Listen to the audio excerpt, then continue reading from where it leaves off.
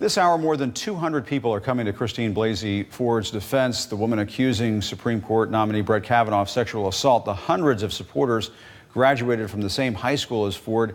And my next guest, Samantha Guerry, is one of them. Samantha is joining us now. Thank you so much for being here with us. And you were just telling me before we got going here that you've known Christine Blasey Ford a long time.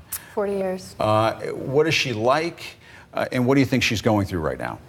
Well, this has been an agonizing period of time for her, as you might imagine. She didn't ask to be in this position. She asked for confidentiality, and since that wasn't possible, apparently, we are now in the throes of being a political football. She's a very private person, and she's a very substantial woman of great intellect and integrity. She's a biostatistician. Which is even hard for me to say, so I have great admiration for that alone. And she is someone who's really devoted her career to accuracy and data and facts. She's someone who doesn't put pen to paper unless she can prove it. So we have she knows the full weight of what she's alleging and what she's doing. Absolutely. And what's your sense of what she's going to do? Because everybody is now waiting to see, is she going to testify? Is she going to come out publicly and talk about what she has said in this letter to the committee? I don't know what she's going to do. I really don't. I think that she might not even know what she's going to do right now. This has all come on her very quickly since her name was released. And there are an awful lot of things coming at her right now. I think that the careful consideration she's giving to how she handles this should be a lesson to everyone involved in this process, that we all need to take a deep breath and consider how we're going to move forward with this information. And I'm sure you've been listening to all the political debate over her coming forward and so on. A lot of the Republicans are complaining on the Judiciary Committee that this is an 11th hour, last-ditch effort to derail Judge Kavanaugh's nomination, basically to get revenge for Merrick Garland and so on. Knowing Christine Blasey Ford personally, do you think she would be a part of that if that was what was going on? Well, you know, I understand that this is highly inconvenient to the Republicans' agenda right now. But what Christine has done, she wasn't part of any of the decisions of how the information she put forward was handled. That's all been part of the Democrats having to really honor her decision to remain confidential. And, you know, whether it was revealed 2 months ago or last week, I'm not sure how relevant that is. I think that that's what we're focusing on right now because that's, you know, sort of the dynamic that we're in. But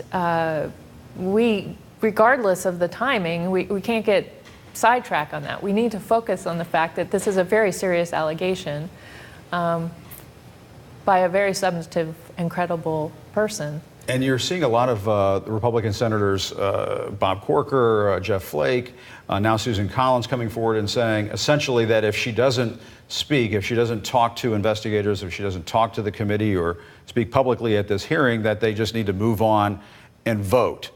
What do you make of that? I'm a little disappointed to hear that. She has said that she will talk to investigators. But my understanding is that having the proper FBI investigation would be only done at the request of Trump, and I'm not sure how likely that is, which really puts Christine in a very uncomfortable position because appearing in a public forum in front of thousands of cameras and people and Congress people, it just seems really like an inappropriate forum for this kind of discussion, at least for the next step. And we've already seen that done. I mean, no one can say that the Anita Hill hearings were a great success. So she doesn't want to go through the same thing that Anita Hill went. Why would you want to go through that? She doesn't want to go through what she's going through now. This is a really traumatic experience on top of a traumatic experience. And do you know Brett Kavanaugh at all? I did. He was an acquaintance of mine in high school. And did he have this reputation for excessive drinking during that time?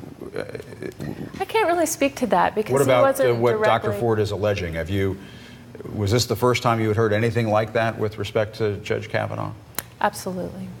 It's not the first time I've heard anything like that in terms of the community of women that I know, and not regarding him, but those sorts of things went on. a lot. One of the things that's been surprising to me as I've gotten involved in this in the last couple of days is how many women of my class have come forward to me in this last few days and said, I had similar experiences in high school, and this hits me very deeply. And it's very not with Brett Kavanaugh, but with other boys. Not with Brett Kavanaugh, but with other boys in our community, and we all feel that if we were in her shoes, we'd want to be taken seriously as well. Okay. Well, we appreciate your time very much, Samantha Guerry. Thank you very much. And obviously, your friend has a big story to tell. We're all waiting to see what happens. But thank you very much for sharing what you have to say. Thank you for listening. Good talking to you. We appreciate it.